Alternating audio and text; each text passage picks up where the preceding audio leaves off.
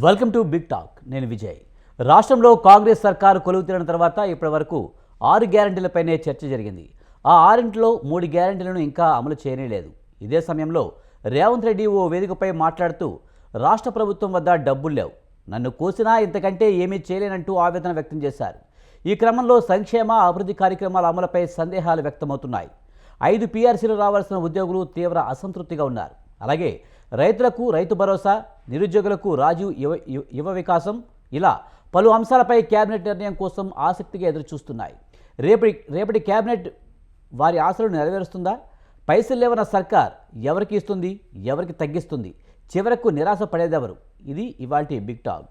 దీనికి సంబంధించి మనతో మాట్లాడేందుకు కాంబోజీ వెంకటేశ్వర్లు గారు, బీఆర్ఎస్ రాష్ట్ర కోఆర్డినేటర్ మనతో ఉన్నారు. ఆయనతో మాట్లాడదాం. వెంకటేశ్వర్లు గారు నమస్తే అండి. నమస్తే. సార్, కాంగ్రెస్ పాలన మొదలై 18 నెలలు అవుతుంది. ఇప్పటి వరకు హామీలు అమలు జరగలేదని ప్రతిపక్షాలు ఆందోళన వ్యక్తం చేస్తున్న క్రమంలో రేపు జరగబోయే కేబినెట్ భేటీలో వారి ఆశలు నెరవేరే అవకాశం కనిపిస్తుందంటారా? ఏముండదు. గుడ్ ఈవినింగ్ ఫోర్సెట్ టీవీకి ప్యానల్ మెంబర్స్ ఎవరున్నా వాళ్ళకు కూడా గుడ్ ఈవినింగ్. నేను ఏమంటున్నంటే 18 నెలల కాంగ్రెస్ పార్టీ వైఫల్యాలు కొట్టొచ్చినట్టు కనబడుతున్నాయి. వాళ్ళు ఇచ్చిన 6 స్కీములు, 420 గ్యారెంటీలు ఎక్కడ కూడా అమలు చేసినట్టు లేవు. ఒక బస్సుకు సంబంధించిన అంశం ఒకటే చూపిస్తున్నారు. అన్నిట్లే వైఫల్యాలే ఉన్నాయి. ఇలా ఇంధనాలు కానీ, లగచర్ల కానీ, తర్వాత హైడ్రా కానీ, మూసీ కానీ, బీసీ కులగరణ కానీ, రైతు రుణమాఫీ కానీ, రైతు బంధు కానీ, ఏ తీసుకొచ్చినా వాళ్ళు ఏ స్కీమ్ తీసుకొచ్చినా ఫెయిల్యూర్ స్కీమ్ తీసుకొస్తున్నారు. ఇలా రేపటి క్యాబినెట్ లో రాజీవ్ యువకాసం మీద మాట్లాడుతారు. రాజీవ్ యువకాసానికి దాదాపుగా 20 లక్షల మంది అప్లికేషన్ పెట్టుకున్నారు. దగ్గర ఫండ్స్ లేక వాళ్ళు వాయిదా వేయడానికి ప్రయత్నం చేస్తున్నారు. ఇలా ప్రభుత్వ ఉద్యోగులు మొత్తం రెడీగా యుద్ధం చేయడానికి రెడీ అయి కూర్చున్నారు. ప్రభుత్వ ఉద్యోగులకు వాళ్ళ మేనిఫెస్టోలో పెట్టినట్టు అంశాలను పక్కన పెట్టేసారు. ఇలా కామారెడ్డి డిక్లరేషన్ పక్కన పెట్టారు, చేవెళ్ళ డిక్లరేషన్ పక్కన పెట్టారు, వరంగల్ డిక్లరేషన్ పక్కన పెట్టారు.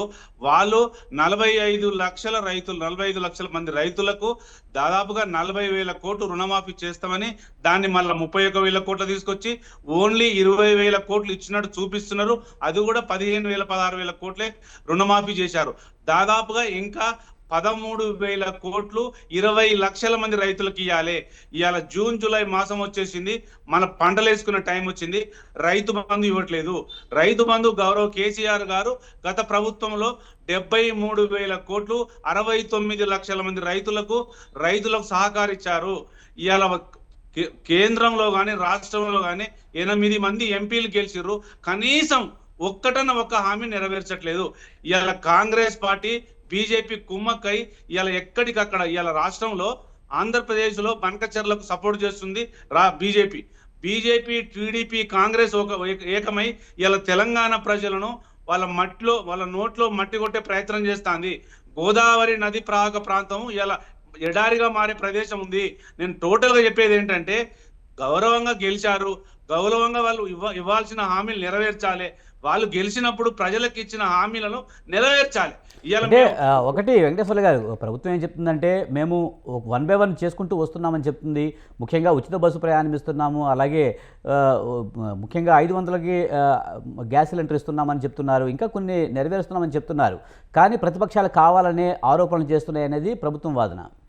సార్, నేను ఏమంటున్నంటే, తెలంగాణలో 1,17,00,000 కుటుంబాలు ఉంటాయి, 94 లక్షల రేషన్ కార్డులు ఉంటాయి.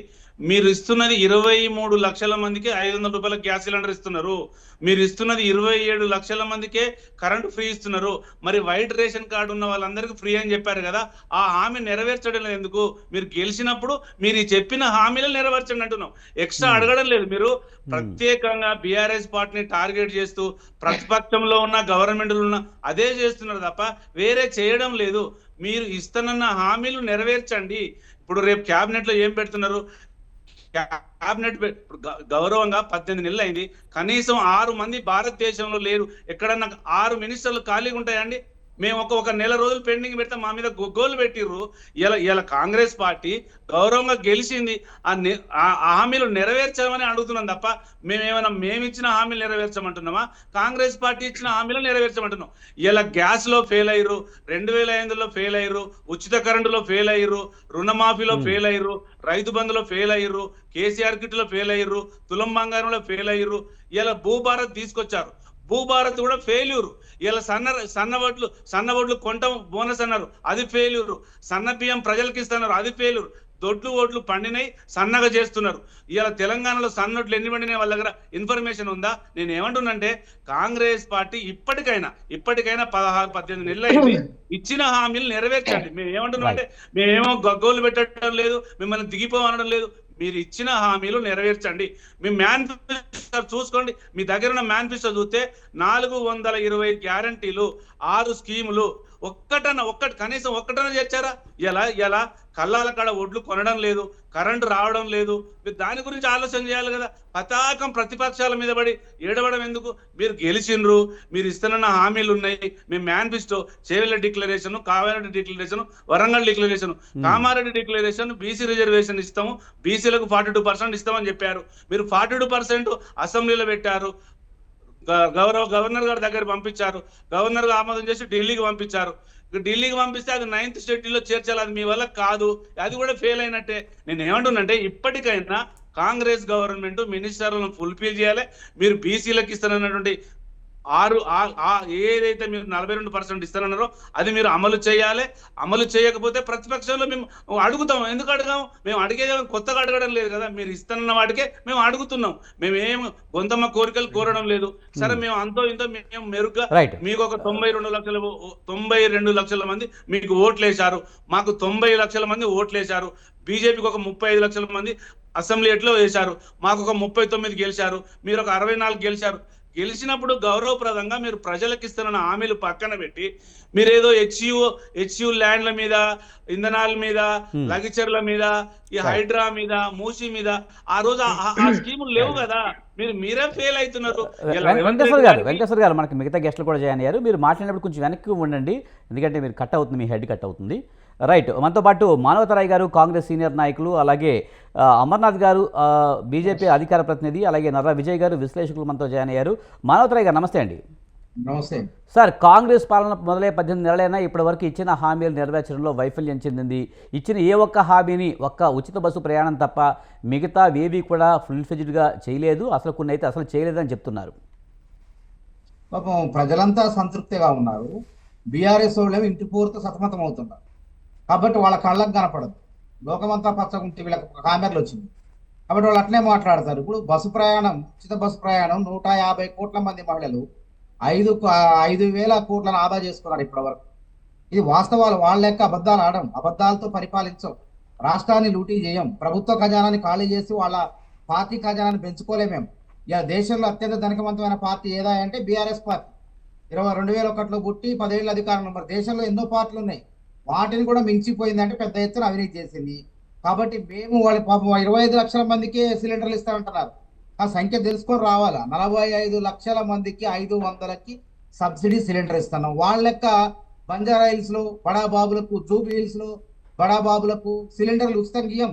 ఎవరైతే అర్హులు ఉన్నారో అర్హులకే సంక్షేమ పథకాలు ఉంటాయి, కానీ అందరికీ దోచిపెట్టినట్టు దళిత బంధు పేరు మీద పెట్రోల్ బంకులకు, రియల్ ఎస్టేట్ వ్యాపారులకు, రియల్ ఎస్టేట్ భూములకు దోచిపెట్టినట్టు దోచిపెట్టడం. వాళ్ళు మంజూరు చేసినటువంటి మొత్తం 80,000 కోట్లలో దాదాపు 30,000 కోట్ల దుర్వినియోగం అయిపోయింది. ఇట్లనే వీళ్ళ అనుయాయులకి, పెట్రోల్ బంకులకి, రియల్ ఎస్టేట్ భూములకి దోచిపెట్టారు. అట్లా కాకుండా గాడి తప్పించే విధంగా ఆర్థిక క్రమశిక్షణ లేకుండా రాష్ట్ర పరిస్థితిని గాడి తప్పించారు. కాబట్టి గాడిలో పెట్టే ప్రయత్నంలో రాష్ట్ర ప్రభుత్వం ఉన్నది. రుణమాఫీ అయింది, దాదాపు వాళ్ళు 16,000 కోట్లే చేశారు ఆ రోజు. కానీ మేమేం 20,650 కోట్లు 25,33,000 మంది రైతులకు వాళ్ళ ఖాతాల్లో డబ్బులు జమ చేసినాం. అది కూడా 4-5 ఏళ్లలో వాళ్ళు రుణమాఫీ కాదు, వాళ్ళది బీఆర్ఎస్ వాళ్ళది విత్తి మాఫీ. ₹1,00,000 ఇస్తారని చెప్పి, ఏకకాలంలో చేస్తారని చెప్పి ఏడ్చుకుంటూ రైతులను ఏడిపించి ఆ రోజు మేము ఎద్దేడ్చిన వ్యవసాయం, రైతు ఏడ్చిన రాజ్యం మనగడలో ఉండదు, అభివృద్ధి చెందదని చెప్పి పెద్ద ఎత్తున పోరాటాలు చేసినాం. మరి తర్వాత మేము అట్లా చేయలేదే. అధికారంలోకి వచ్చిన వెంటనే 6 నెలల్లో మొత్తం కూడా రైతుల ఖాతాలు వేసినాం. 1/2 మిగిలిపోయినా కానీ అది కూడా స్వయంకృత అపరాధం. రైతులు వాళ్ళ తప్పుల మూలంగా విదేశాల్లో ఉంటాం, అక్కడ ఉంటాం, ఇక్కడ ఉంటాం, సరైన సమయంలో దరఖాస్తు చేసుకోవడం మూలంగా 1/2 మిగిలిపోయినా వాళ్ళకు కూడా న్యాయం చేస్తామంటున్నాం. రైతు భరోసా, వాళ్ళది రైతు బంధు దుబారా, మాది రైతు భరోసా ఆసరా.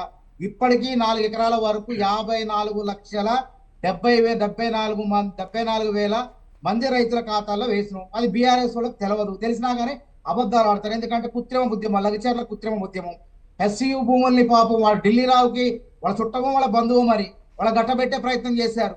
10 ఏళ్ళు కూడా ఆ భూములు వాళ్ళ ధాన్యాక్రాంతం అయిపోతుంటే కోర్టుల్లో బలమైన లాయర్లు పెట్టలేదు. ఆ భూములు అప్పనంగా వీళ్ళు వాటాలు పంచుకోవడం కోసం బీఆర్ఎస్ అంటే భారత రియల్ ఎస్టేట్ సమితి, అందులోనే వెంకట్రామరెడ్డి ఎమ్మెల్సీ, రాజపుష్ప ఇవన్నీ ఉన్నాయి కాబట్టి వాళ్ళంతా దొడ్డిదారులు ఆ భూములు కాజేయాలని ప్రయత్నం చేశారు. బలమైన లాయర్లు పెడితే హెచ్సియు భూముల్ని ప్రభుత్వ భూములు అని చెప్పి సుప్రీంకోర్టు దాకా పోయి బలమైన లాయర్లు పెట్టి స్వాధీనం చేసుకున్నటువంటి చరిత్ర మా ప్రభుత్వానికి. కాబట్టి ఈ 14-15 నెలల పాలనలో మానవతరాయ్ గారు, ఏదేమైనా మీరు ఇచ్చిన హామీల విషయంలో చాలా మట్టికి అమలు చేయలేదు, చేసినవి కూడా సగమే చేశారని ఆరోపణలు అయితే చేస్తున్నారు. మీరు గతంలో చెప్పింది 100 రోజుల్లో హామీ 6 హామీలు అమలు చేస్తామన్నారు, చేయలేకపోయారనేది వాళ్ళ వాదన. వీళ్ళు టీవీలో కూర్చొని మాట్లాడుతున్నారు. ప్రతిపక్ష నాయకుడిని అసెంబ్లీకి రా, మాట్లాడు, చర్చించారు. మేమంటున్నాం, ఆయన ఫామ్ హౌస్ లో పడుకుంటాడు. తెలంగాణ ఆవిర్భావ ఉత్సవాల్లో రాడు, ప్రజలకు ఏమొచ్చినా రాడు, చర్చలు పెట్టిన రాడు, ఏం పెట్టినాడు అక్కడే ఉంటాడు. ఇక వీళ్ళ నీతి అట్లున్నది. వాళ్ళు చెప్తే నమ్ముతారా? నైతికత దెయ్యాల వేదాల వల్ల ఇచ్చినట్టు 10 ఏళ్ళు అధికారంలో ఉన్నప్పుడు ఉద్యమకారులను పట్టించుకోలే, ఎవరిని పట్టించుకోలే, తెలంగాణ గీతాన్ని అమలు చేసుకోలే, గద్దర్ని ఇంట్లోకి రానిపోతే మేము అవార్డు ఇచ్చి గౌరవించినాం. సరే మీరు చెప్తున్నట్టు మీరు చాలా హామీలు అమలు చేశామని చెప్తున్నారు. ఇంకా అమలు కావాల్సిన హామీల విషయంలో ఒక నిమిషం, ప్రతి మహిళకు 2,500 ఆర్థిక సాయం చేస్తామన్నారు, తులం బంగారం ఇస్తున్నారు. ఇలాంటివి ఒక నిమిషం ఇలాంటివన్నీ కూడా కొన్ని నెరవేరిన పరిస్థితి ఈ కేబినెట్ లో అయినా సరే ఈ వీటి మీద నిర్ణయం తీసుకునే అవకాశం కనిపిస్తుందా? 420 హామీలు అంటున్నారు కదా, 180 హామీలు అమలు చేసినాం. ఇంకా సమయం ఉంది. వాళ్ళు డబుల్ బెడ్రూమ్ ఇల్లు కడతానే కట్టలేక చేతులు ఎత్తేసుకొని వాళ్ళ కార్యాలయాలు అంగరంగ వైభవం కట్టుకున్నారు, పార్టీ కార్యాలయాలు. మేము 20 లక్షల ఇందిరమ్మ ఇల్లు గతంలో కట్టినాం. ఇప్పుడు కూడా అది 5 లక్షలు మంజూరు చేసే పథకం. 20 లక్షల ఇందిరమ్మ ఇల్లు కట్టిన తర్వాత ప్రజల దగ్గర పోతాం, అప్పుడు తెలుస్తుంది. వాళ్ళలాగా హామీలు దళిత ముఖ్యమంత్రి దళితుల్ని మోసం చేయటం, దళిత బంధు అని అందరికి ఇస్తారని చెప్పి ఎలక్షన్ ఎగ్గొట్టడం, ఎట్లా చేయం మేము. ఏది చేసినా 2,500 మహిళలకు ఇస్తున్నా కానీ తప్పకుండా పంచాయతీ ఎన్నికల్లో ఒప్పిస్తారన్నాం. ఆసరా పెన్షన్లు కూడా పెంచుతారన్న ప్రధానంగా ఇయే కదా. 6 గ్యారెంటీలో ప్రధానంగా ఉన్నాయి. ఈ 3 అమలు చేయాల్సి ఉన్నది. కళ్యాణ లక్ష్మి వస్తుంది, షాదీ ముబారక్ వస్తుంది, అన్ని ఇస్తూనే ఉన్నాం. మానవతరాయ్ గారు ఒక్క విషయం చెప్పండి. నన్ను కోసినా నా దగ్గర డబ్బులు లేవని సీఎంఏ డైరెక్ట్ గా స్టేజ్ మీద చెప్తున్నారు. మరి ఇవన్నీ ఎలా అమలు చేస్తారు? మీరు అప్పు తెస్తారా? అప్పు తెచ్చే పరిస్థితి కూడా లేదని చెప్తున్నారు కదా. అవును చేస్తామండి. అందుకే కాంగ్రెస్ ప్రభుత్వాల్లో గుర్తుపెట్టుకోండి, ఈ దేశాన్ని ఆర్థిక ఎక్కడో ఉన్న దేశాన్ని ఆర్థిక అభివృద్ధిలో ప్రపంచ దేశాల సరస నిలిపిందంటే కాంగ్రెస్ నాయకత్వమే. గుర్తుపెట్టుకుని ఆర్థికవేత్తలు ఉంటారు. బీఆర్ఎస్ బీజేపీలు ఎవరుంటారంటే అప్పటికప్పుడు ఉద్రేకాలు రెచ్చగొట్టి ఉద్రేకవేత్తలు ఉంటారు. గుర్తుపెట్టుకోండి, ఇవాళ గాడిద ఎక్కడ కూడా దుబారా లేదు. గుర్తుపెట్టుకోండి, గతంలో ప్రతి దుబారా తెలంగాణ దివాలా దించారు. కాబట్టి నేనేమన్నా అంటే ఆ ముఖ్యమంత్రి గారు ఎందుకు మాట్లాడారు ఆ రోజు? మనం రాజ్యాంగం మీద ప్రతి ఒక్కళ్ళు ప్రమాణం చేస్తాం, చేసినప్పుడు పారదర్శకంగా ఉండాలి, దాపరిక ఉండకూడదు.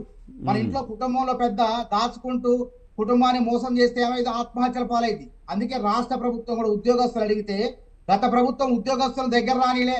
ఆ ఉద్యోగస్తులు చెప్తున్నారు, ముఖ్యమంత్రి మేము 3 సార్లు కలిసినాం, ఇలా కేబినెట్ లో చర్చ జరుగుతుంది, ఉద్యోగ సంఘాలతో భేటీ అవుతుంది. ఆర్టీసీ వాళ్ళు సమ్మె చేస్తే వాళ్ళని పట్టించుకోరా, 36 మంది చనిపోయారు. కానీ ఇది అట్లేదు కదా. ఆర్టీసీ కార్మికులు పిలుస్తున్నాం, చర్చిస్తున్నాం, సమయం మనం పాటించండి అంటున్నాం. ఆర్థిక పరమైన కారణాలని, ఆర్థిక పరమైన అంశాలని ఇప్పట్లో తీర్చలేము, కొంచెం గడువు ఇవ్వమంటున్నాం. ఈ విధంగా ప్రజాస్వామ్య వాతావరణం ఉంది కదా. ఆ రోజు ఉన్నదా? 36 మంది కార్మికులు కొట్టుకున్నారు, చర్చలు లేవు. గమ్మత్తైన అంశం ఏంటంటే ఆర్టీసీలో సంఘాలు లేకుండా ఎత్తేసారు, కార్మిక సంఘాలే లేకుండా చేశారు. వీళ్ళ ప్రజాస్వామ్యం గురించి మాట్లాడేది, ప్రభుత్వాల గురించి మాట్లాడేది. ప్రజల బుద్ధి చెప్పినా ఇంకా వీళ్ళు మారట్లేదు. పార్లమెంట్ ఎన్నికల్లో కర్రు కాల్చి వాత పెట్టినా వీళ్ళు మారట్లేదు. ఇలా సంక్షేమ పేరు చెప్పి వీళ్ళ ఆస్తులు పెంచుకున్నారు. ఈరోజు వీళ్ళ ఆస్తులు పెంచుకున్నారు. ప్రభుత్వ ఖజానా ఖాళీ అయింది, కేసీఆర్ ఖజానా, పార్టీ ఖజానా నిండింది. అందుకే కదా ప్రజలు గుర్తించి పెట్టింది. ఇలా కాంగ్రెస్ పని ఏదంటన్నా, ఇలా కవిత గారు ధర్నా చేస్తుంది అక్కడ. మా నాయనకు నోటీసులు ఇస్తే తెలంగాణ ప్రజలు నోటీసులు ఇచ్చినట్టే అంటుంది. నేను ఏమంటున్నా, కవిత గారు మీరు 100 కోట్ల కేసులో జైలుకు పోయి వచ్చారు. ఆ 100 కోట్లలో ప్రజలకు ఏమైనా వాటా ఇచ్చారా? వాళ్ళకేం సంబంధం అండి? నమస్తే తెలంగాణ పత్రికలు పెట్టుకున్నారు, దానికి ప్రజలకు ఏమైనా వాటా ఇచ్చారా? టీఆర్ఎస్ భవన్ లో వాటా ఇచ్చారా? చెప్పండి. న్యూస్ లో వాటా ఇచ్చారా? మీ సొంత పార్టీ కార్యాలయం కడితే 20 ఏళ్ళైనా కోల్లేదు. ప్రజల డబ్బుతో కట్టినటువంటి కాళేశ్వరం ప్రాజెక్టు మొత్తం కుంగిపోయింది. అది ఎట్లా జరిగింది? నాసిరకం పనులు కాదా? కమిషన్ల కక్కుర్తిపడి కాదా? అంటే మీ ఇల్లు మాత్రం మీ కార్యాలయాలు బలంగా కట్టుకుంటారు, ఇక్కడ ఢిల్లీలో కట్టుకున్నారు. కానీ ప్రజాధనంతో కట్టిన కాళేశ్వరం ప్రాజెక్టును కూలుస్తారు. ఇన్ని అక్రమాలు చేసి మేము 100 ఏళ్ళైనా ప్రాజెక్టులు అట్నే ఉన్నాయి.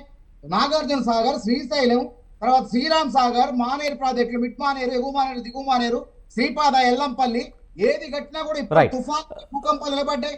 మానవతరాయ్ గారు మనతో పాటు ఇంకా మిగతా గెస్టులు కూడా ఉన్నారు, వారితో కూడా మాట్లాడదాం, మీరు మళ్ళీ మాట్లాడతారు. కానీ అమర్నాథ్ గారు మీరు ఎలా చూస్తారు? కాంగ్రెస్ పాలనలో అయితే మేము చాలా హామీలు నెరవేర్చాము, ఇంకా నెరవేర్చాల్సినవి నెరవేరుస్తాము, రేపు జరగబోయే క్యాబినెట్లో వాటి మీద కూడా చర్చ అయితే నడుస్తుందని చెప్తున్నారు. ప్రతిపక్షాలు అయితే విరుద్ధంగా మాట్లాడుతున్నాయి. ఎలా చూడాలి? ఇంకా మీకు అట్లాగే మన ప్యానెల్లో ఉన్న మిత్రులకు, స్నేహితులకు, మన ప్రేక్షకులకు అందరికి నమస్కారం అండి. ఇప్పుడు రేవంత్ రెడ్డి గారి పాలన అంటే గత 18 నెలలుగా, సంవత్సరంన్నర నుంచి మనం చూస్తున్నాం కదా. సో ఏ ఒక్క అంశాన్ని అంటే ఒక ప్రభుత్వం కానీ ఒక ముఖ్యమంత్రి మనం 4 అంశాలలో మనము కొలవాలి. అంటే కొలతలు 4 రకాలు ఉంటాయి. ఒకటి అభివృద్ధి అంశం. అభివృద్ధిలో ఘోరమైన విఫలం.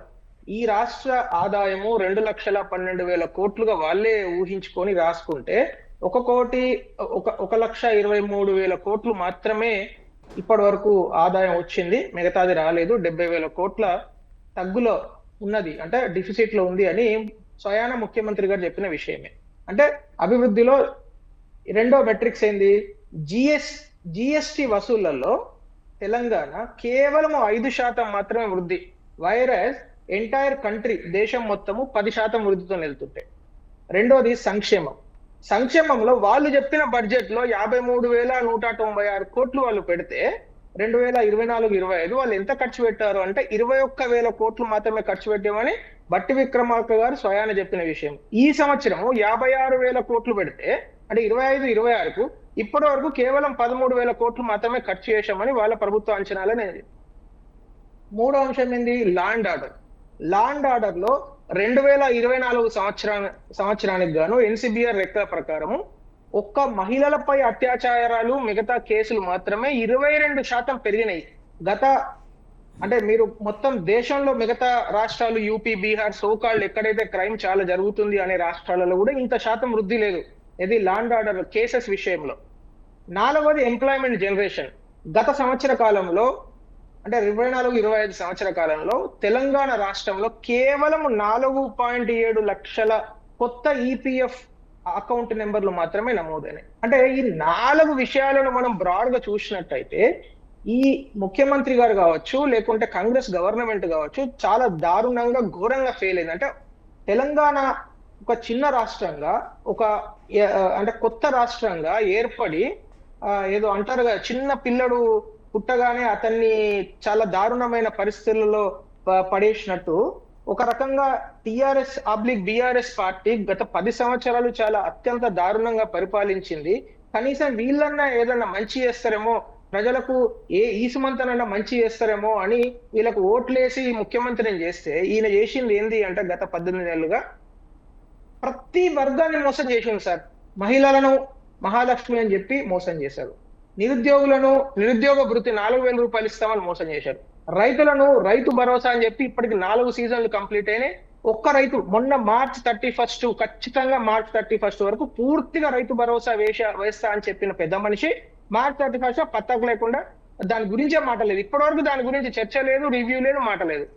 ఆయన దగ్గర ఓన్ గా హోం మంత్రిత్వ శాఖ కావచ్చు, విద్యాశాఖ కావచ్చు, అట్లాగే అర్బన్ డెవలప్మెంట్ శాఖ ఆయన ఓన్ గా పెట్టుకొని కనీసము ఆ గురుకుల హాస్టళ్లలో ఉండే మహిళలు, చిన్న చిన్న అమ్మాయిలు పాపం పురుగుల మందు కలిపిన బియ్యం, అన్నం తినలేక దారుణమైన పరిస్థితులలో వామిటింగ్స్ అయి తర్వాత విరోచనాలు అయి చనిపోతూ ఉంటే ఇప్పటి వరకు దాని గురించి ప్రత్యేకమైన శ్రద్ధతోని ఒక విద్యాశాఖ మంత్రిని నియమించాల్సిన బాధ్యత ముఖ్యమంత్రి గారికి ఉందా లేదా? సో ఏ విషయంలో ఆయన ఒక్కటన్నా అచీవ్మెంట్, నా బ్రాండ్ యంగ్ ఇండియా అంటాడు. నేను ఒకటే ఛాలెంజ్ చేస్తాను మానవతరాయ్ గారు, నా బ్రాండ్ యంగ్ ఇండియా అని ముఖ్యమంత్రి గారు చెప్పారు కదా. మరి బ్రాండ్ యంగ్ ఇండియా అన్నప్పుడు యంగ్ ఇండియా స్కిల్ యూనివర్సిటీ అని చాలా పెద్ద పెద్ద మాటలు చెప్పి ఆనంద మహీంద్ర గారిని చైర్మన్ చేసి పెద్దగా మాట్లాడిన పెద్ద మనిషి ఇప్పటి వరకు ఒక గోడ కూడా కట్టలేకపోయింది. అక్కడ ఒక గోడ 18 నెలల కాలంలో ఒక సిమెంట్ బస్తా, 1 కేజీ స్టీల్ కూడా కొనలేకపోయాడు. ఎందుకు ముఖ్యమంత్రి ఉన్నది? మరి ఆయన బ్రాండే అని చెప్పుకుంటుండు కదా, మరి నేనే చేస్తా అని చెప్పుకున్నాడు కదా.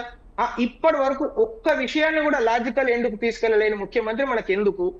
అసలు ఈ ముఖ్యమంత్రి చేతనైతే లేదని చెప్పి తప్పుకుంటే చాలా మంచిదని నేను అనుకుంటున్నాను. ఎందుకంటే కానీ గత ప్రస్తుత 18 పరిస్థితులకి అయితే అమర్నాథ్ గారు, ప్రస్తుత పరిస్థితులకి అయితే కారణం గత ప్రభుత్వం మొత్తం ఏమి ఖజానా ఖాళీ చేసింది, దాంతో పైసలు లేవనే మాట పదే పదే రేవంత్ రెడ్డి గారు చెప్తున్నారు. ఆ కారణాలతోనే కొన్ని హామీలు లేటుగా నెరవేరుస్తున్నారని తప్పించి అమలైతే జరుగుతూ ఉన్నాయి కదా అని చెప్పి వాళ్ళు చెప్తున్నారు. అంటే నేను ఒక క్వశ్చన్ అడుగుతాను సార్. ఈయన ఏమన్నా కాంట్రాక్టరా? ఒక కాంట్రాక్టర్ కు సరే మేము మీకు ₹1 కోటి ఇస్తాం ఇల్లు కట్టు అని చెప్తారు. ఎవరు ఆయనకు డబ్బులు ఇస్తా అని చెప్పలేదు కదండి. ప్రజలు ఆయనకు ఓట్లు వేసి ముఖ్యమంత్రిని చేశారు. ఎందుకు? ఆదాయాన్ని ఆయన్నే పెంచుకోవాలి, కొత్త వెల్త్ క్రియేషన్ ఆయన్నే చేయాలి, అభివృద్ధి పనులు ఆయన్నే చేయాలి, సంక్షేమ ఫలాలు ఆయన్నే చేయాలి. అంతేగాని సరే డబ్బులన్నీ మేము అందరం కలిసి ₹5 ₹10 కలెక్ట్ చేసి మీకు ఇస్తాం, నువ్వు వెళ్ళి రోడ్లు వేయని ఎవరైనా చెప్తారా? ప్రజలు ఎప్పుడైనా జరిగిందా ప్రజాస్వామ్య దేశంలో అట్లా? ఏ ముఖ్యమంత్రికి చెప్తారండి? ఏ ముఖ్యమంత్రి గారికి మీకు సార్ ఇక్కడ ఒక 1,00,000 కోట్లు ఉన్నాయి, ఈ బ్యాంక్ అకౌంట్ లో ఈ అకౌంట్ నెంబర్ తీసుకొని మీకు లాగిన్ ఐడి పాస్వర్డ్ ఇస్తామని ఎవరైనా చెప్తారా? ఆయన 6 నెలల క్యాంపెయిన్ లో ప్రతిరోజు చెప్పిండు కదా ప్రజలకు. ఏం చెప్పిండు ఆయన? ఈ రాష్ట్రము అప్పుల కుప్పైంది, ఈ రాష్ట్రం అప్పుల కుప్పైంది, కాళేశ్వరం ఏటీఎం లాగా వాడుకున్నారు. సార్ నేను ఒక క్వశ్చన్ అడుగుతా. ఎంత ఘోరమైన పరిపాలన అంటే కాళేశ్వరం విషయంలో మార్చిలో విజిలెన్స్ వాళ్ళ ఓన్ డిపార్ట్మెంట్, విజిలెన్స్ అంటే వేరే రాష్ట్రం డిపార్ట్మెంట్ కాదు, కేంద్ర డిపార్ట్మెంట్ కాదు, వాళ్ళ ఓన్ డిపార్ట్మెంట్ 17 మంది ఇంజనీర్ల మీద, ఎల్ఎన్టీ మీద క్రిమినల్ ప్రొసీడింగ్స్ నిర్వహించండి, వెంటనే కేసులు పెట్టండి అంటే ఇప్పటివరకు ఒక ఎఫ్ఐఆర్ పెట్టలేదు సార్. ఈయన ఏం ముఖ్యమంత్రి సార్? ఈయన ఎందుకు సార్ మనం ముఖ్యమంత్రినా? అంటే ఈయన సెటిల్మెంట్లు చేసుకుంటుండా కాళేశ్వరం పెద్దలతోని? ఈయన దేనికి ఉన్నాడు ముఖ్యమంత్రి? అరే వాళ్ళ ఓన్ డిపార్ట్మెంట్ మార్చిలో ఇచ్చింది రిపోర్టు కాళేశ్వరం విషయంలో. సిఏజీ రిపోర్ట్ ఇచ్చింది. ఈ దేశంలో అనేక స్కామ్లకు బేసిస్ సిఏజీ రిపోర్టు. ఇప్పటి వరకు ఆ సిఏజీ రిపోర్టు మీద ఒక చిన్న అడుగు కూడా వేయలేదు. అంటే నేనేమంటున్నానంటే ఈ ముఖ్యమంత్రి కావచ్చు, లేకుంటే కాంగ్రెస్ పార్టీ కావచ్చు, అన్ని అంశాలలో పూర్తి స్థాయిలో దారుణంగా అట్టర్ ఫ్లాప్ అయింది. సో దయచేసి నేను కాంగ్రెస్ పార్టీ పెద్దలను కోరేది ఏంటంటే ఇప్పటికైనా ముఖ్యమంత్రి గారిని మార్చుకొని ఈ రాష్ట్రాన్ని కాపాడే ప్రయత్నం చేయండి. ఎందుకంటే వాళ్ళకి చేత కాదు ఎట్లాగూ. ఎందుకంటే ఈ నెక్స్ట్ 3.5 సంవత్సరాలు కూడా ఏం చేస్తారో నాకు అదే భయంగా ఉంది. కానీ కనీసం తెలంగాణ ప్రజలను ఏమాత్రం చిత్తశుద్ధి నిరూపించుకోవాలన్నా, వచ్చే ఎన్నికలలో కనీసం 1-2 సీట్లు అక్కడో ఎమ్మెల్యే సీట్లు పొందాలన్నా కూడా కాంగ్రెస్ పార్టీ వెంటనే ఈ విషయంలో ఆలోచించుకోవాలి. ఎందుకంటే ఈ ముఖ్యమంత్రి పూర్తి స్థాయిలో విఫలం చెందాడు అనే దానికి నేను ఇప్పుడు 4 అంశాలు ప్రత్యేకంగా చెప్పిన, ఇంకొక 100 అంశాలు చెప్పమంటే నేను చెప్తాను. రైట్ అమర్నాథ్ గారు, మనతో పాటు నర్రా విజయ్ గారు విశ్లేషకులు ఉన్నారు, ఆయనతో మాట్లాడతాం. విజయ్ గారు నమస్తే అండి.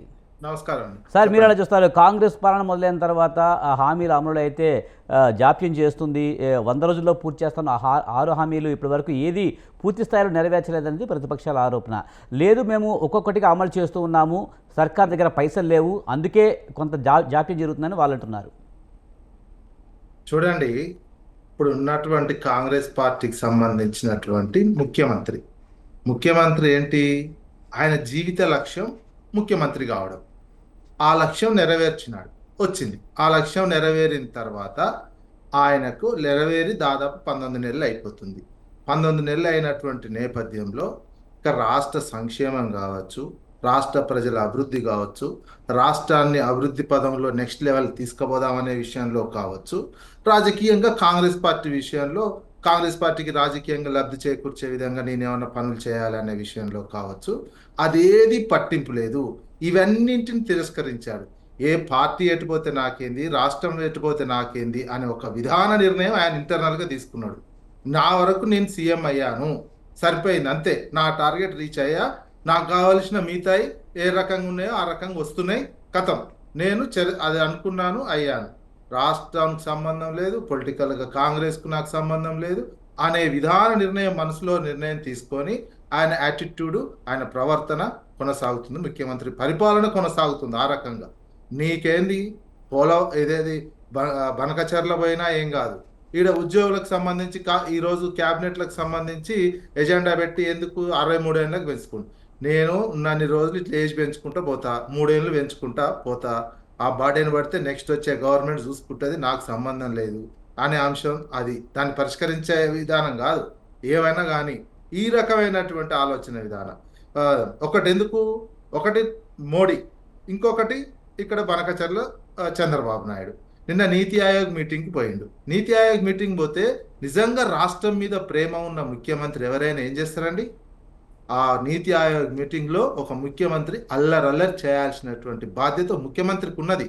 బనకచర్ల ఎట్లా తీసుకుపోతావు చంద్రబాబు నాయుడు అని చెప్పి అక్కడనే అక్కడ ప్రధానమంత్రిని నిలదీయాలి, అదేవిధంగా ముఖ్యమంత్రులు అందరి దృష్టికి తీసుకోవాలి. ఒకానొక సందర్భంలో బెంగాల్కి సంబంధించినటువంటి ముఖ్యమంత్రి అదే రకమైనటువంటి చేసింది. నీతి ఆయోగ్కి సంబంధించి నీతి ఆయోగ్ మీటింగ్ పోయి ఆయన ఒక చేయి ఇస్తే ప్రధానమంత్రి ఈయన 2 చేతులతోటి షేక్ హ్యాండ్ ఇచ్చి మొత్తం సాగిలపడ్డట్టు వ్యవహరించినటువంటి ముఖ్యమంత్రి. రాష్ట్రం మీద ప్రేమే లేదు. అదేవిధంగా బనకచర్ల నదిని తీసుకపోనియండి గోదావరి అనేటట్టు వ్యవహరిస్తున్నారు. ఎట్లా పర్మిషన్ ఇస్తారు అని ప్రధానమంత్రిని నిలదీయాలి. ఎందుకు బనకచర్ల ఏంది one of the just like మన Kaleshwaram type Andhra Pradesh topic divide అవుతుంది సార్. మనం దీంట్లో హామీల విషయంలోకి వచ్చేసేయండి. అదే హామీలే అండి ఈ రకమైనటువంటిది. ఈ హామీ నెక్స్ట్ లెవెల్ గోదావరికి సంబంధించి కూడా ఏంటి, మీరు నెక్స్ట్ లెవెల్లో వాటర్ తీసుకునేటట్టు మన నీళ్లు ఉండాలి. ఇవన్నీ పోయినాయి. ఈ హామీలకు సంబంధించినటువంటి ఏవి కూడా నెరవేర్చలేకపోతున్నటువంటి సిచ్యువేషన్ ఉన్నది. ఎందుకు? వీళ్ళు చెప్పినటువంటి దానికి ఇచ్చినటువంటి హామీలకు రాష్ట్ర ఆర్థిక పరిస్థితి సరిపోవటం లేదు. ఆదాయాన్ని పెంచలేకపోయారు.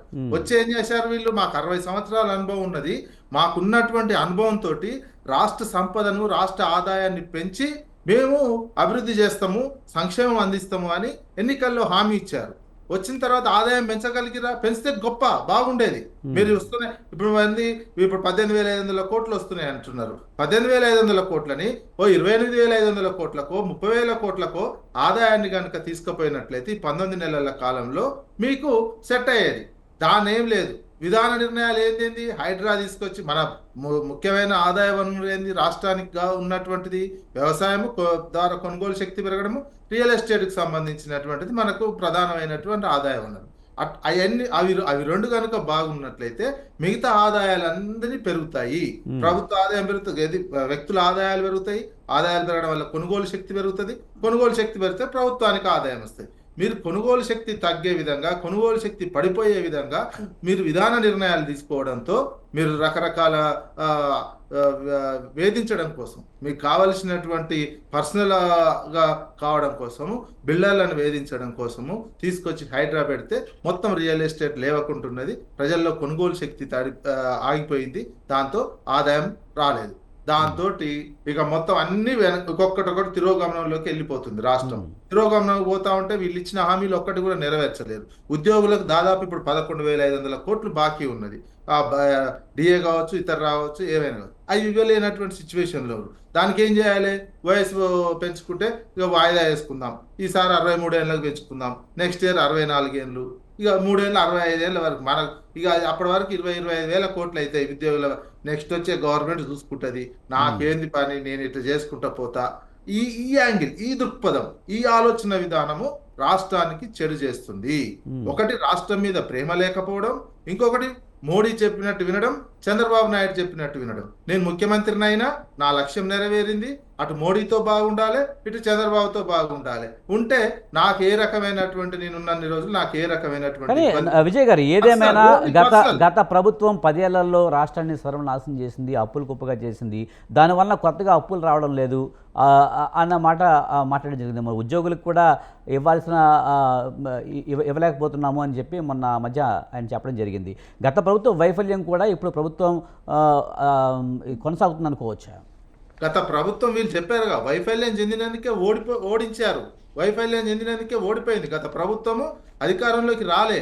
వీళ్ళు చెప్పారు అప్పులు చేశారు, ఇవన్నీ ఎలక్షన్లో చెప్పారు. మేము వచ్చి బాగా చేస్తాం, మేము 60 ఏళ్ళు పరిపాలించినటువంటి వాళ్ళము, ఈ అప్పులున్నాయి అన్నారు. 1-2 సార్లు అడిగిరండి బయట, మీరు ఇన్ని రకాల హామీలు ఇస్తున్నారు, అప్పులున్నాయి అంటున్నారు, ఏ రకంగా నెరవేరుస్తారు, ఏ రకంగా అభివృద్ధి చేస్తారు అనే విషయం మీద అడిగితే మాకు 60 సంవత్సరాల అనుభవం ఉంది, ఆదాయం పెంచుతామనే చెప్పారు. నిన్న కొత్త క్యాబినెట్ సబ్ కమిటీ కూడా వేసారు. ఇంకొకటి ఏంది, వీళ్ళు మూలధన పెట్టుబడికి సంబంధించినటువంటి పెట్టలేనటువంటి సిచ్యువేషన్లో ఉన్నది.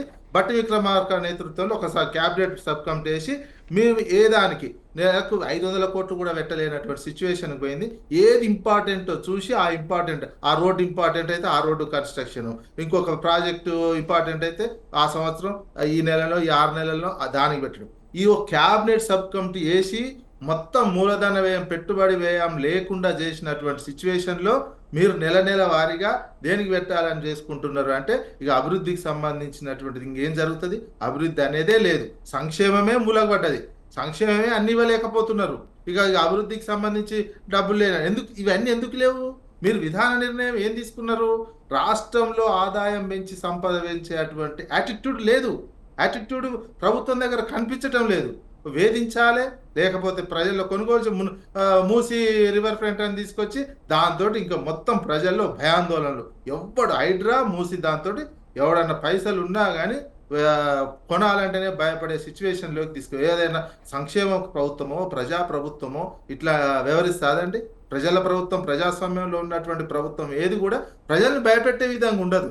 ప్రజల్ని భయపెట్టి పరిపాలన చేసి ఆదాయం పెంచుకుంటా అంటే ఆదాయం రాదు. మొత్తం లోతుకు ఇక మొత్తం కునారిలు పోయి తిరోగమన స్థితిలోకి వెళ్ళిపోతున్నటువంటి విధానాల వల్లనే ఇది. ఈ విధానం కూడా ఏంది? కాంగ్రెస్ పార్టీ విధానం. నా తెలిసి ఇది కాంగ్రెస్ పార్టీ విధానం కాదు. వ్యక్తిగతమైనటువంటి టార్గెట్ రీచ్ అయ్యండి, ఇక ఆయనదే నడుస్తున్న చోటి ఆ వ్యక్తికి ఉన్నటువంటి ఆలోచనతోటే ఇది ఉంది. ఒరిజినల్ పాత కాంగ్రెస్ వాళ్ళు ఉంటే ఇట్లా ఏం చేయకపోయే వాళ్ళు, పాత కాంగ్రెస్ సంబంధించినటువంటి వాళ్ళు ఉంటే ఈ మొత్తం ఒక తెలుగు కాంగ్రెస్, అదేవిధంగా ఆర్ఎస్ఎస్ భావజాలం, తెలుగుదేశము ఆర్ఎస్ఎస్ భావజాలం మిళితమైనటువంటి వ్యక్తి కాబట్టి కాంగ్రెస్. అందుకే రాహుల్ గాంధీ అపాయింట్మెంట్ ఇస్తలేనట్టు కనిపిస్తున్నది. అరే మొత్తం అనవసరంగా పొరపాటు పడ్డాము, ఆర్ఎస్ఎస్ ఉన్నటువంటి వ్యక్తిని తెచ్చిపెట్టాము, అసలు ప్రధాన మోడీతో ఇంత క్లోజ్ అయిపోయింది అనే అంశం సంబంధించినటువంటిదే బాగా పనిచేస్తుంది. రాష్ట్రానికి సంబంధించిన విషయాల్లో కేంద్రంతో సఖ్యతగా ఉండాలనే ఉద్దేశమే కానీ ఇంకోటి కాదు అని ఆయన పదే చాలాసార్లు చెప్పిన పరిస్థితుల్లో ఉంది కదా విజయ్ గారు. దాన్ని సఖ్యత ఉంటే ఒకటైనా వచ్చిందా అండి? సఖ్యత 44 సార్లు పోయారు. పక్కకున్న హర్యానా ముఖ్యమంత్రి కూడా ఇన్ని సార్లు పోలే ఢిల్లీకి. ఇన్నిసార్లు పక్కకున్న ఇంకో దగ్గరున్న రాష్ట్రాలలో ముఖ్యమంత్రులు, బీజేపీ ముఖ్యమంత్రులు, కాంగ్రెస్ ముఖ్యమంత్రులు కూడా ఎవరు ఇన్నిసార్లు పోలేదు. 44 సార్లు పోతే మీకు 400 కోట్లు కూడా రాలే. ఒక్కటి అదనంగా ఏం తీసుకురాలేకపోయారు కదా. అసలు నీతి ఆయోగ్లో అసలు ఎంత పెద్ద విప్లవం సృష్టించాలి, నీతి ఆయోగ్లో ఎంత నిరసన వ్యక్తం చేయాలి. సిద్ధాంతపరంగా చూసుకున్నా కాంగ్రెస్ అండ్ బీజేపీకి సంబంధించి సిద్ధాంతపరమైనటువంటి విభేదాలు చూసుకున్నా మీరు ఒక నిరసన తెలపాల్సినటువంటి విషయం. మీకు తెలంగాణ మీద ప్రేమ ఉంటే మీరు నిధులకు సంబంధించి ఇటువంటి అవన్నీ ఏమి లేకుండా ఉత్తర క్యాబినెట్ లో ఇప్పుడు రేపు ఎలక్షన్స్ అయ్యి ఎంపీటీసీ జడ్పీటీసీలు వస్తున్నటువంటి నేపథ్యంలో దీనికి సంబంధించి ఎంప్లాయీస్ కి సంబంధించింది ఒక ఏజ్ పెంచుకొని వాళ్ళకి 11,000 బాకీ ఉన్నాయి, 11,000 కోట్ల బకాయిలు ఉన్నాయి. వాళ్ళు మెడ మీద కూర్చున్నారు, కత్తి పెట్టిర్రు ఎంప్లాయీస్. ఇవ్వకపోతే ఏంది పరిస్థితి? రేపు అన్నింటిలో దెబ్బ తగ్గుతుంది అనే అంశం, దానికోసం అదొకటి ముందలు తీసుకొచ్చినటువంటి అంశం. రేపు మిగతా గ్రామీణ ప్రాంతాలకు సంబంధించినట్టు ఇంకా ఏమైనా నిర్ణయాలు, 1-2 నిర్ణయాలు. ఈ రకమైనటువంటి యాటిట్యూడ్తో పరిపాలన ఇది ముందలబడదు. రాష్ట్రాన్ని ఒక విజన్తో నడిపించేటువంటి లక్ష్యము ఇప్పుడున్నటువంటి ప్రభుత్వానికి, ముఖ్యంగా వ్యక్తిగత ముఖ్యమంత్రిగా ఉన్నటువంటి వ్యక్తికి లేదు. రైట్. మనతో పాటు వెంకటేశ్వర గారు, ముఖ్యంగా గత ప్రభుత్వ హయాంలో చేసిన అప్పుల కారణంగానే ఇప్పుడు ఈ పరిస్థితి వచ్చింది అనేది రేవంత్ రెడ్డి పదే అన్ని మీటింగుల్లోనూ చెప్తున్న పరిస్థితి. బంగారు తెలంగాణని మొత్తానికైతే నాశనం చేశారు, ఇప్పుడైతే నన్ను కోసిన డబ్బులు లేవనే పరిస్థితికి వచ్చింది అని చెప్పి రేవంత్ రెడ్డి అంటున్నారు. ఇప్పుడు నేను ఏమనుకుంటున్నానంటే కాంగ్రెస్ మిత్రులు మాట్లాడిన దానికి గౌరవ అమర్నాథ్ గారును విజయ్ కుమార్ సార్ క్లారిటీగా ఇచ్చారు. పార్టీలు పక్కన పెడితే జరుగుతున్న సమస్యలు, తెలంగాణలో హామీలు, తెలంగాణలో గవర్నమెంట్, భారతదేశంలో గవర్నమెంట్ ఏం చేస్తుంది అనేది క్లారిటీగా ఇచ్చారు. నేను ఏమంటున్నానంటే మీరు మంచి క్వశ్చన్ వేశారు ఒక సీనియర్ జర్నలిస్ట్ గా. అవును, మేము 10 సంవత్సరాల చేసినాం, అప్పు 100% చేసినాం, అప్పు చేసినాం, సంపద సృష్టించాం, పేదలకు పంచాం, 30 లక్షల కోట్లు పేదలకు పంచాం. ఇలా పవర్ ప్లాంట్ కడుతున్న 35,000 కోట్లు అయినాయి, మిషన్ భగీరథకు 40,000 కోట్లు అయినాయి, కాళేశ్వరానికి 90,000 కోట్లు అయినాయి. ఉత్పాదక రంగం మీద పెట్టినాం, సృష్టించాం. ఇలా మేము ఏమంటున్నాం అంటే మేమేమో తప్పించుకొని పోవడం లేదు. ఇప్పుడు కాళేశ్వరం ప్రాజెక్టు మీద ఎంత ఉత్పాదక రంగం పెరుగుతున్నదో గౌరవ కాంగ్రెస్ వాళ్ళు, బీజేపీ వాళ్ళు నేర్చుకోవాలి. నేను ఏమంటున్నానంటే కాళేశ్వరం, అన్నారం, సుందిల్లా, మేడిగడ్డ బ్యారేజీ 2కి దెబ్బ తాకింది. దానికి ఒక బిల్డింగ్ పిల్లర్ ఖరాబ్ అయితే రిపేరింగ్ చేసుకుంటామా? అట్లనే పోతుందా? మేము లాస్ట్ ఇయర్ 169 టీఎంసీల నీళ్లు ఎత్తిపోసాము. ఇప్పుడు మీరు ఒక్క టీఎంసీ నీళ్లు ఎత్తిపోయలేదు. నేను ఏమంటున్నానంటే మేము గత ప్రభుత్వంలో ఎఫ్ఆర్బిఐ గైడ్ లైన్స్ కు, ఆర్బీఐ గైడ్ లైన్స్ కు కేంద్ర ప్రభుత్వం అనుమతులకు లోబడే అప్పులు చేశాము. మీరు 1.5 yearలో 1,84,000 కోట్లు అప్పు చేశారు. మేము అప్పులు చేశాము, సంపద సృష్టించాము, ప్రజలకు పంచాము. ఇప్పటిదాకా గౌరవ కాంగ్రెస్ మిత్రుడు ఏమంటున్నాడంటే కవిత గారు 100 కోట్ల స్కామ్ చేసింది అంటున్నారు. సుప్రీంకోర్టు ఏం చెప్పిందంటే దీంట్లో ఎలాంటి మనీ లాండరింగ్ జరగలేదు, ట్రాన్స్ఫర్లు ఎక్కడ లేదు, ఛార్జ్ షీట్లో కానీ ఎఫ్ఐఆర్లో లేవు, మేము బెయిల్ ఇస్తున్నాము, ఇది కేసే కాదని బెయిల్ ఇచ్చిర్రు. అదే రేవంత్ రెడ్డి గారు సూట్ కేసులతో 50 లక్షలు దొరికిండు. ఆ కేసుకు ఈ కేసుకు డిఫరెంట్ మీరే చూడండి. నేను ఏమంటున్నంటే కాంగ్రెస్ బీజేపీ బీఆర్ఎస్ పక్కన పెడితే గత ప్రభుత్వంలో 9.5 సంవత్సరాలలో మేము అప్పులు చేసిన మాట వాస్తవము. సంపద సృష్టించాము, పేద ప్రజలకు పంచాము. ఒక చిన్న మేనమామ గాని తండ్రి గాని ₹1,00,000 ఇవ్వలేడు. 13 వెంకటేశ్వర గారు, మీరు హామీలు నెరవేర్చామన్నారు కదా, కాంగ్రెస్ కళ్యాణ లక్ష్మి ఇచ్చాం. రైట్, కాంగ్రెస్ ఒకటి అడుగుతుంది చాలా కాలంగా, మీరు కనీసం రైతు రుణమాఫీ చేయగలిగారా బీఆర్ఎస్ మా మేనిఫెస్టోలో నేను ఏమంటున్నానంటే మంచి క్వశ్చన్. రైతు రుణమాఫీ మేనిఫెస్టోలో లేదు, మేము చెప్పలేదు. అయినా కూడా మేము 18,000 కోట్లు చేశాము. మా మేనిఫెస్టోలో రైతు రుణమాఫీ మేనిఫెస్టోలో పెట్టారండి లాస్ట్ టైం 2018లో మేము చేశాము. మీరు పెట్టుకున్న మేనిఫెస్టోకు మా మేనిఫెస్టోకు డిఫరెంట్ ఉంది కదా. మీరు ఇవ్వలేదంటే మా మేనిఫెస్టోలో లేదు. మీరు ₹4,000 పెన్షన్ ఇస్తారన్నారు, ఇచ్చిర్రా? మరి మీరు మేనిఫెస్టోలో పెట్టి మా మేనిఫెస్టోలో మేము 3,000 పెంచితే మీరు 4,000 అన్నారు. మేము 1,00,000 అంటే మీరు తులం బంగారం, మరి తులం బంగారం ఇచ్చిర్రా? నేను ఏమంటున్నంటే ఇప్పుడు అంకెలు తెలుసుకొని రావాలి టీవీలకు అని చెప్తున్నారు. 94 లక్షల రేషన్ కార్డులు ఉన్నాయి, 1,17,00,000 కుటుంబాలకు. మీరే చెప్పారు కదా 40 లక్షల మందికి ఇస్తున్నామని. మీరు 94 లక్షల మందికి ఇవ్వాల్సిందే. మేము పోరాటం చేస్తాం, అది సాధిస్తాం. నేనేమంటుంటే అప్పులు చేసిరు అంటే గత ప్రభుత్వం అప్పులు చేసిన మాట వాస్తవాన్ని మీరు తెలుసుకున్నప్పుడు మీరు అలాంటి హామీలు ఇవ్వకూడదు కదా. ఇప్పుడు మీరు గెలిచిన తర్వాత ఇదేనా మాట్లాడేది? ఇప్పుడు నేను ఏమంటున్నానంటే ఒక గౌరవప్రదమైనటువంటి ముఖ్యమంత్రి పదవిలో ఉండి అలా మాట్లాడడం అన్నది ప్రజలు అసహించుకుంటున్నారు. చిన్న రైతులు, కూలళ్ళు అసలు సోషల్ మీడియాలో విపరీతంగా తిడుతున్నారు. దాని చూసి నేర్చుకోవాలి కదా. నేను ఏమంటున్నానంటే ఇప్పటికీ 6 మినిస్టర్లు లేరు, అది ఫుల్ఫిల్ చేయండి. ఒక బీసీ గురించి బీసీ పాలసీ తీసుకొచ్చారు, అది ఫుల్ఫిల్ చేయండి. తులం బంగారం అన్నారు, అది ఫుల్ఫిల్ చేయండి. FRBM గైడ్ లైన్స్ తోనే మేము అప్పులు చేసినాం తప్ప అదే తవ్వుతారా? ఇంకా 3.5 సంవత్సరాలు ఉంది, అదే తవ్వుతారా?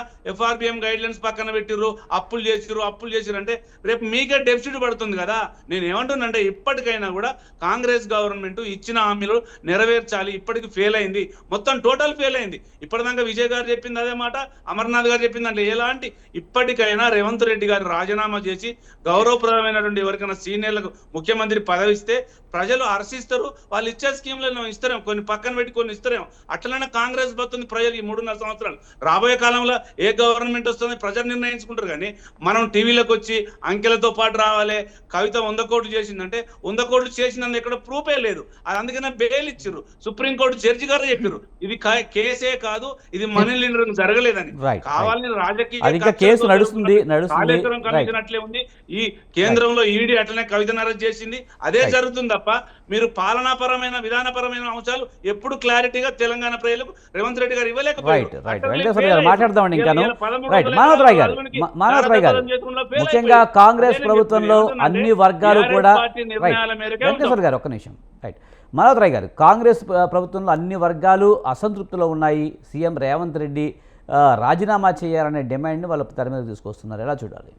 ఇప్పుడు కాంగ్రెస్ ప్రభుత్వంలో నేను ముందే చెప్పా, ప్రజలు సంతోషంగా ఉన్నారు. పాపం వాళ్ళకి పుట్టగతులు ఉండవని చెప్పి బీజేపీకి బీఆర్ఎస్ కి బెంగబట్టింది. మీరేమో ఆడ 2 బీఆర్ఎస్ నాయకులు పెట్టారు, నర్రా విజయ్ కుమార్ గారు అని బీఆర్ఎస్. ఇద్దరిని పెట్టి ముగ్గురికి నేను సమాధానం చెప్పాలంటే అదే పార్టీ వాళ్ళకి చెప్పాలంటే కష్టమైంది.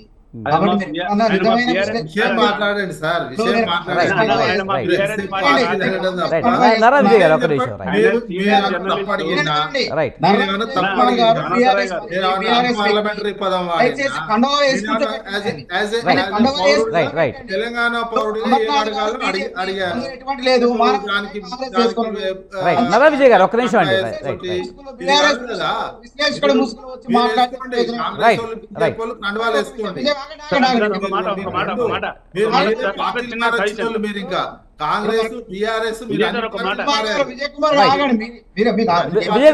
విజయ్ గారు ఒక్క నిమిషం.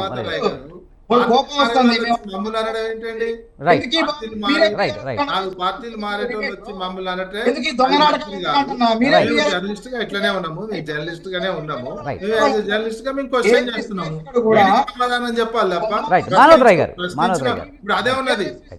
విజయ్ గారు నెక్స్ట్ మీకే ఇస్తాను, మీరు మాట్లాడుతున్నారు. రాహుల్ గాంధీ ప్రశ్నిస్తున్నాడు, రాహుల్ గాంధీ ప్రశ్నిస్తున్నాడు, పాకిస్తాన్ అంటున్నాడు. రాహుల్ గాంధీ ప్రశ్నిస్తున్నాడు. ఒకటే అడుగుతా మానవతి రాయ్ గారు, రాహుల్ గాంధీ ప్రశ్నిస్తున్నాడు, కూర్చోబెట్టి కాంగ్రెస్ పాకిస్తాన్ అంటున్నారు.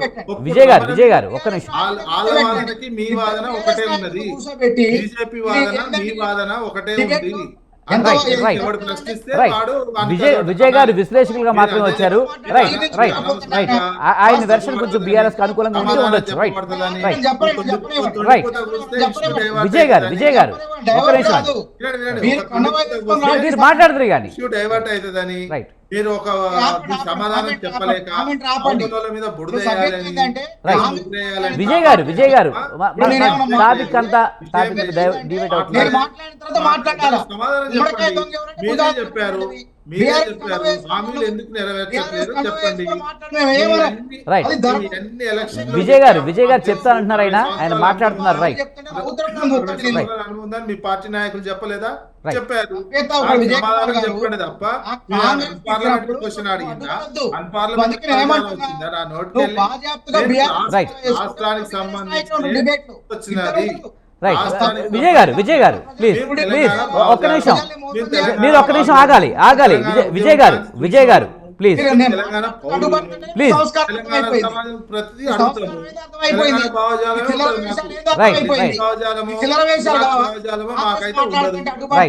తెలంగాణ భావజాలం ఉంటుంది. విజయ్ గారు దయచేసి ఒక్క నిమిషం ఆగండి. నేను ఒకటే చెప్తున్నా, నేను మాట్లాడిన తర్వాత మాట్లాడటం సభ్యత. మీరు విషయం మాట్లాడండి, పర్సనల్ గా మాట్లాడకండి. మీరు చెప్పండి సమాధానం. నువ్వు బీఆర్ఎస్ ముసుగా లేకపోతే రైట్. మానవరాయ్ గారు ఇది ఆర్గ్యుమెంట్ కాదు, ఆర్గ్యుమెంట్ వద్దు మనకి. విజయ్ గారు ప్లీజ్. నేను చెప్పిన తర్వాత మాట్లాడటం సభ్యత. రాహుల్ గాంధీ సైడ్ కదా, రాహుల్ గాంధీ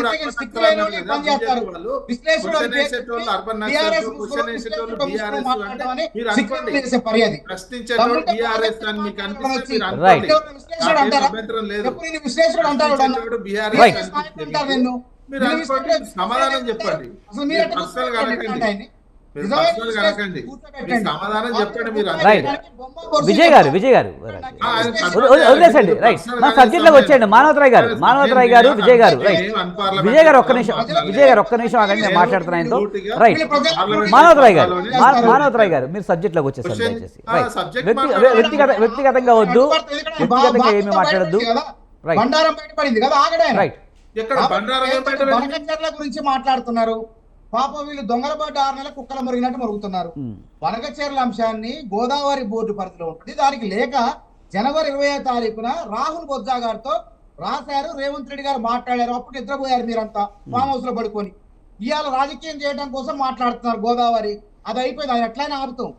కృష్ణానది జలాలు 70% తెలంగాణలో పోతుంటే తెలంగాణ దక్షిణ తెలంగాణలో ప్రాజెక్టులు ఎండబెట్టి 512 టీఎంసీలు ఆంధ్రకు, 299 టీఎంసీలు తెలంగాణ కానీ ద్రోహం చేసింది మీరు కాదా? ఎట్లా మాట్లాడుతున్నారు అసలు? మీరు నోరులో తాటి మట్లా ఇవి మాట్లాడటానికి. ఏ తెలంగాణ ద్రోహం చేసినారు మీరు కాదా? తెలంగాణ ఉద్యమకారులు గౌరవించరాయా? తెలంగాణ అన్యాయం జరిగితే మాట్లాడరాయా? ఇలా బీజేపీ బీఆర్ఎస్ పార్టీ ఒక తానులో గుడ్డ మొక్కలు. కవితనే చెప్పా, సొంత దుకాణం పెట్టుకునే కొండా విశ్వేశ్వరరెడ్డి చెప్పా కవితను అరెస్ట్ చేయకపోతే మనం ప్రజల్లో ముందుకు పోలేమని ఆయనే చెప్పా. రాజగోపాల్ రెడ్డికి మునుగోడు ఎన్నికల్లో పోటీ చేసి ఓడిపోయిన తర్వాత ఆయన కూడా చెప్పే. రాజాసింగ్ చెప్తుండే. ఎట్లా మాట్లాడతారండి? మన అమర్నాథ్ గారు వచ్చి నీతులు మాట్లాడుతున్నారు.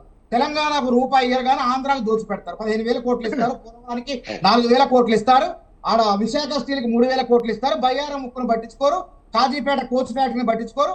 1,60,000 కోట్లు ముఖ్యమంత్రి సమైక్య వ్యవస్థలో భాగంగా ప్రధానమంత్రి దగ్గర పోయి అడిగితే కనీసం నయా పైసా ఇవ్వరు. మెట్రో తమిళనాడు మాట్లాడకండి, సభ్యత కాదు అది. రైట్. కంటిన్యూ చేయండి. మీకు ఇచ్చినప్పుడు మీ కాంగ్రెస్ పార్టీ అధికార ప్రతినిధులు మాట్లాడు. రైట్. ఇప్పుడు అదే విధంగా మెట్రో లైన్ మద్రాసుకి ఇస్తారు. కర్ణాటకలో పాపం వాళ్ళ బీజేపీ నాయకత్వం మెచ్చుకోవచ్చు. తెలంగాణలో 2 మంత్రులు తర్వాత 8 మంది ఎంపీలు ఉండి కనీసం మనం చెల్లించే పన్నుల్లో మనం వాటానివ్వరా? వీళ్ళ మాట్లాడేది. అధికారంలో ఉన్నప్పుడు కాంగ్రెస్ నాయకత్వాన్ని హింసించారు. రేవంత్ రెడ్డి గారి మీద కేసులు పెట్టారు.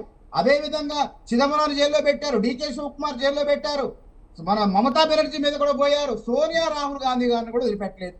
కాబట్టి నేను ఏమంటానంటే కేసీఆర్ ని వీళ్ళు కాపాడే వీళ్ళంతా ఒకటే. అయ్యా మన వెంకటేశ్వర్లు గారు ఓటుకు నోటు కేసు అనేది ఏ ప్రజాధనంలోని ప్రజల జేబులోంచి ₹1 రాలే.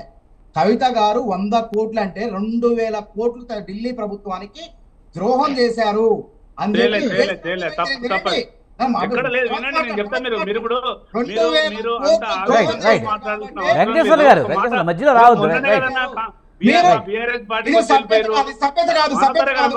వెంకటేశ్వర గారు అడిగారు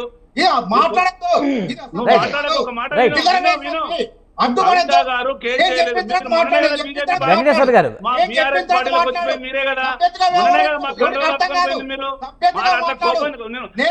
అట్లా కోపం చేయకూడదు. నేను చెప్పేది ఒక మాట వినండి. మీరు అడిగిన సమాధానం చెప్తా. ఎందుకంత ప్రత్యేకంలోకి వెళ్తారు ఎందుకు? ఎవరు మాట్లాడుకోవాలి? రైట్ వెంకటేశ్వర గారు మీరు మాట్లాడతారు కానీ ఆ పాయింట్ గుర్తుపెట్టుకోండి. మీ టర్మ్ వచ్చినప్పుడు మాట్లాడతారు కానీ రైట్. నేను ఏమంటున్నానంటే మీరు ముగ్గురు గెస్టులు పక్కన పెట్టేసి మీరు మాట్లాడేది కదా మా బీఆర్ఎస్ రేవంత్ రెడ్డి గారు రైట్ రేవంత్ రెడ్డి గారు మీరే తిట్టింది. రేవంత్ రెడ్డి గారు వెంకటేశ్వర గారు మానవత కేటీఆర్ గారి దగ్గర నువ్వే కదా ఎందుకంటే ప్రెసిడెంట్ పోతావు. నేను ఏమంటున్నానంటే విజయ్ మాట్లాడితే విజయ్ మీద పోతావు, అమర్నాథ్ మాట్లాడితే అమర్నాథ్ మీద పోతావు, మళ్ళీ నన్ను మాట్లాడబోతాడు. మీకు క్రెడిబిలిటీ ఉంటే మీరు బీఆర్ఎస్ పార్టీలకు రావద్దు.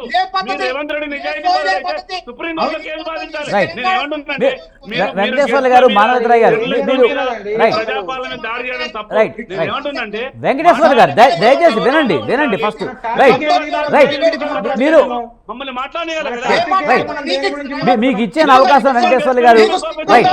మానవతరాయ్ గారు రైట్.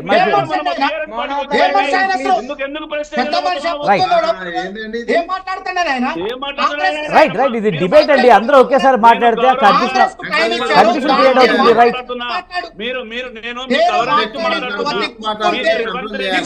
వెంకటేశ్వర్లు గారు మానవతరాయ్ గారు దయచేసి వినండి. మీ దర్శనం మీరే కాదు. రైట్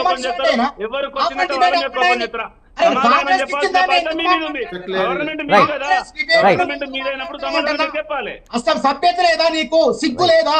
రైట్ మనం వ్యక్తిగతంగా పోవద్దు, తిట్ల వరకు వెళ్ళొద్దు. మానవతరాయ్ గారు ఓకే అమర్నాథ్ గారు నువ్వు కాంగ్రెస్ పార్టీనా? రైట్ చెప్పు. కాంగ్రెస్ పార్టీకి సమయాన్ని మాట్లాడొద్దు. అమర్నాథ్ గారు రైట్. వెంకటేశ్వర్లు గారు మానవతరాయ్ గారు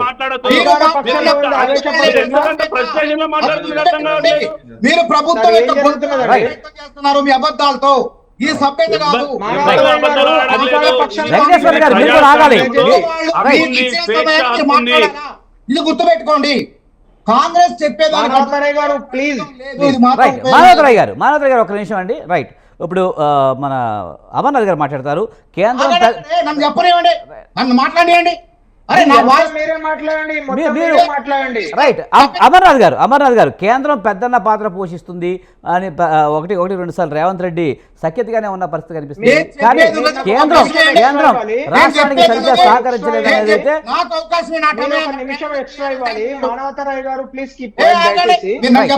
చెప్పిన నాకు ఇచ్చిన సమయాన్ని బీఆర్ఎస్ ఆయన కాంగ్రెస్ నాయకులకు మాట్లాడిండు. అది సభ్యత కాదు. నాకు టైం ఇస్తారా ఇరా? రైట్ మానవతరాయ్ గారు మీరే మాట్లాడండి. రైట్ 2 minutes లో కంక్లూడ్ చేయండి. రైట్ మానవతరాయ్ గారు వినండి సార్. మానవతరాయ్ గారు మీకు 2 minutes టైం ఇస్తున్నారు, మీరు కంక్లూడ్ చేయండి రైట్. మానవతరాయ్ గారు రైట్. అమర్నాథ్ గారు మీరు ఒక 2 minutes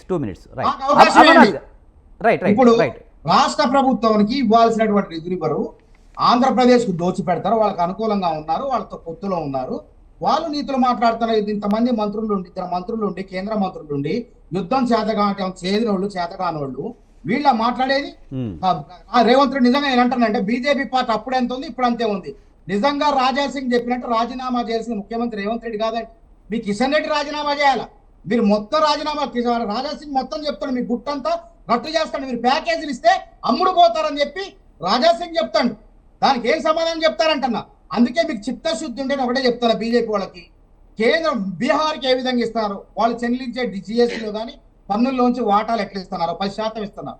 అరే మన రూపాయి పెడితే 40 పైసలు కూడా 35 పైసలు ఇస్తున్నారు. మీరు మీరు బీహార్కి ఉత్తరప్రదేశ్కి ఎట్లా ఇస్తున్నారో తెలంగాణ కూడా అదే విధంగా డబ్బులు ఇచ్చిన తర్వాత మీ నీతి కథలు చెప్పండి. అప్పుడు మేము నమ్ముతాం. సార్ చాలా విన్నాము.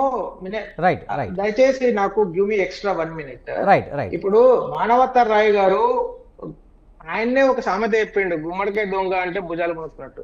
ఆయన్నే చెప్పి ఆయన్నే రేవంత్ రెడ్డి గారికి సపోర్ట్ గా మాట్లాడుతూ ఆయన్నే తప్పులు మాట్లాడుతున్నారు. ఇప్పుడు మనం మాట్లాడుకోవాల్సింది ఏంది, ఈ రాష్ట్ర ప్రభుత్వము ఈ ముఖ్యమంత్రి గారు ఘోరంగా విఫలం చెందారు. నేను భారతీయ జనతా పార్టీ కేంద్ర ప్రభుత్వం, మోదీ గారి నేతృత్వంలో ఉన్న కేంద్ర ప్రభుత్వం ఈ రాష్ట్రానికి ఫిబ్రవరి మాసంలో రాష్ట్ర ముఖ్యమంత్రి రేవంత్ రెడ్డి గారు ప్రధానమంత్రిని కలిసినప్పుడు ఒక పేపర్ ఇచ్చిండు, ఆయన కొంత హోంవర్క్ చేస్తారమ్మని.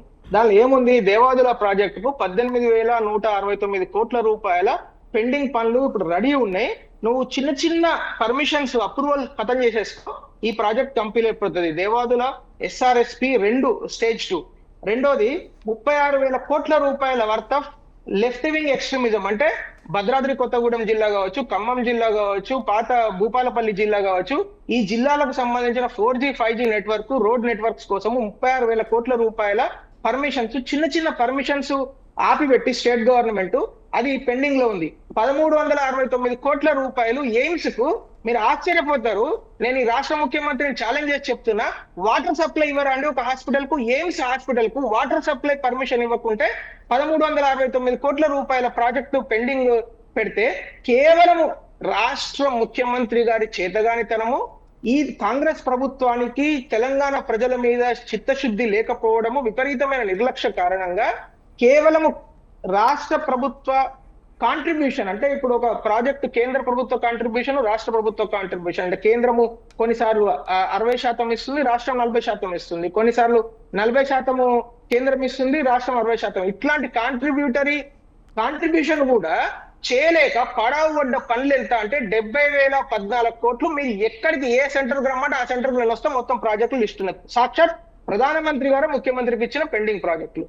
రెండో విషయము, మీరు ఆశ్చర్యపోతారు సార్, నేను చెప్తుంటే ప్రజలు చిన్న చిన్న సంస్కరణలు, అంటే భూ ఆధార్ కార్డు కోసము ఒక్కొక్క రైతుకు 1,750 రూపాయల చొప్పున కేంద్ర ప్రభుత్వము ఇస్తా అంటే ఇప్పటి వరకు ఈ రాష్ట్ర ప్రభుత్వం మొన్న చీఫ్ సెక్రటరీ గారికి, అంటే మొన్నటి సాటర్డే కాకుండా అంతకుముందు సాటర్డే ఒక లెటర్ వచ్చింది. ఏం లెటర్ వచ్చిందో ఈనాడు పేపర్లో మిగతా పేపర్లో వచ్చింది. ఏమి వచ్చింది అంటే చిన్న చిన్న సంస్కరణ, అంటే సిటిజన్ సెంట్రిక్ రిఫార్మ్స్, ప్రజలకు ఉపయోగపడే సంస్కరణలు చేసుకోండి, మరి యొక్క 28,000 కోట్ల రూపాయలు ఈ రాష్ట్రానికి అదనంగా అడిషనల్ బడ్జెట్ వస్తుందని చెప్పారు.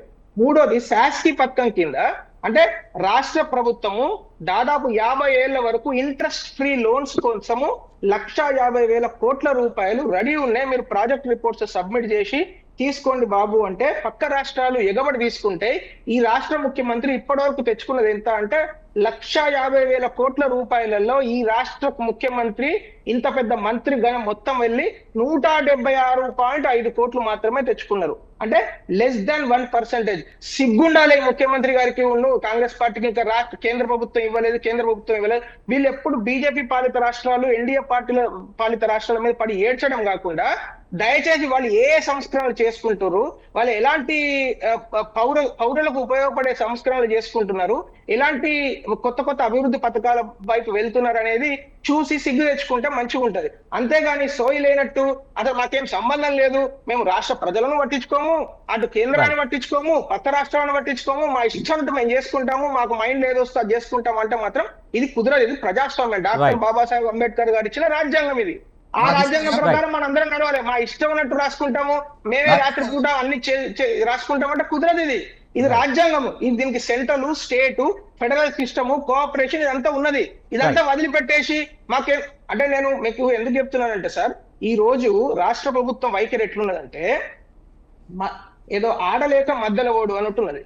ఆయనకు చాతగా ఇక్కడ నాకు ట్యూన్ బాగాలేదు, నాట్యం లేరా నాయన అంటే నాట్యం నాకు రాదు అని చెప్పలేక అది ట్యూన్ బాగాలేదు, స్పీకర్ బాగాలేదు, కరెంటు సరిగ్గా వస్తలేదని చెప్పినట్టు వెంకటోడు. అట్లనే ఉన్నది ముఖ్యమంత్రి గారు పోకడ. ముఖ్యమంత్రి గారికి దమ్ము ఉంటే, ప్రజల మీద చిత్తశుద్ధి ఉంటే ముఖ్యమంత్రి గారు అభివృద్ధి చేయాలి. ఆయన సొంత యంగ్ ఇండియా అని రోజు మొత్తుకుంటున్న పెద్ద మనిషి ఇప్పటి వరకు ఒక గోడ కట్టలేకపోయింది సార్ 18 నెలల్లో. నేను ఛాలెంజ్ చేసి చెప్తున్నా, మాయేశ్వరం దగ్గరికి ఇప్పుడు వస్తా, గోడ కట్టలేదు. మానవతరాయ్ గారు అనేక డిబేట్లలో నేనే మీకు ఛాలెంజ్ చేసిన, ఇక్కడ అంటే అక్కడ పోదాము. ఒక Right. గోడ కట్టలేకపోయిండు స్కిల్ పోదాం, యూనివర్సిటీకి. పోదాం. నేను ఈ చెప్తాను. రోజు స్కిల్ యూనివర్సిటీ కోర్సులను చూడండి, వెబ్సైట్ ఓపెన్ పోదాం. చేసి మానసిక ఉండాలి. పోదాం. ఎటువంటి కోర్సులు చెప్తున్నారు సార్? స్వతంత్ర young India skill Right. University అని చెప్తున్నారు కదా. రైట్ అమర్నాథ్ గారు థ్యాంక్ యూ వెరీ మచ్ అండి. టైం అయింది. మీరు రైట్ రావద్దు. Thank you very much Amarnath గారు, అలాగే మానవతారాయ్ గారు, వెంకటేశ్వర్లు గారు, నర్రా విజయ్ గారు. థ్యాంక్ యూ వెరీ మచ్ అండి డిబేట్లో పాల్గొన్నందుకు. ఇది ఇవాల్టి బిగ్ టాక్. చూస్తూనే ఉండండి స్వతంత్ర.